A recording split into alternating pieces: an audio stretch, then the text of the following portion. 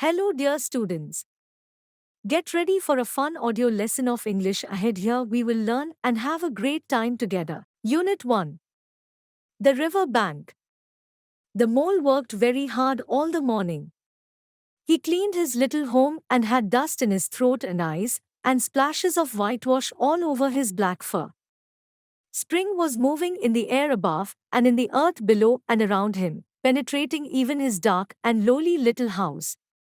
It was small wonder that he suddenly flung down his brush, said no more cleaning, and made for the steep little tunnel which took him to the surface of the land.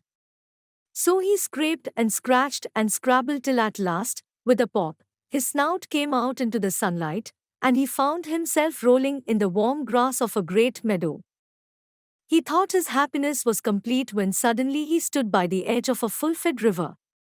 Never in his life had he seen a river before, and the mole was delighted.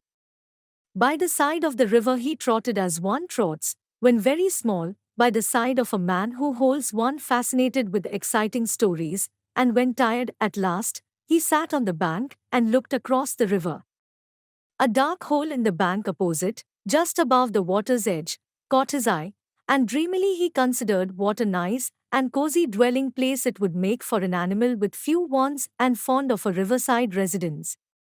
As he gazed, something bright and small seemed to twinkle down in the heart of the hole, like a tiny star. A brown little face, with whiskers, small neat ears and thick silky hair. It was the water rat. "Hello, mole," said the water rat. "Would you like to come over?" The rat, then, lightly stepped into a little boat, rowed smartly across, and made fast.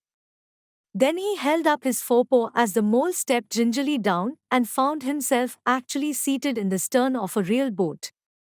"Do you know," said Mole, as the rat shoved off, "I've never been in a boat before in my life." "What?" cried the rat, open-mouthed. "Believe me, my young friend, there is nothing, absolute nothing half so much worth doing as simply messing about in boats." "Simply messing? Look here. If you've really nothing else on hand this morning, we can drop down the river together and spend a long day on it. I have salad, French rolls, sandwiches, lemonade, soda water." "Oh, stop, stop," cried the mole in ecstasy. "This is so new to me." "So this is a river." "The river," corrected the rat. "I live on it and in it. It's brother and sister to me, and food and drink, and, naturally, washing. It's my world, and I don't want any other." "What lies over there?" asked the mole, waving a paw towards a background of woodland. "That? Oh, that's just the wild wood," said the rat shortly. "We don't go there very much, we riverbankers. Weasels, stoats, foxes and so on live in the wild wood.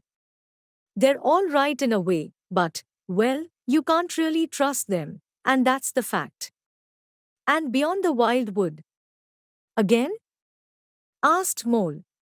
"Where it's all blue and dim, and one sees what may be hills or perhaps they may not be, and something like the smoke of towns, or is it only a cloud?" "Beyond the wild wood comes the wide world," said the rat, "and that's something that doesn't matter, either to you or me.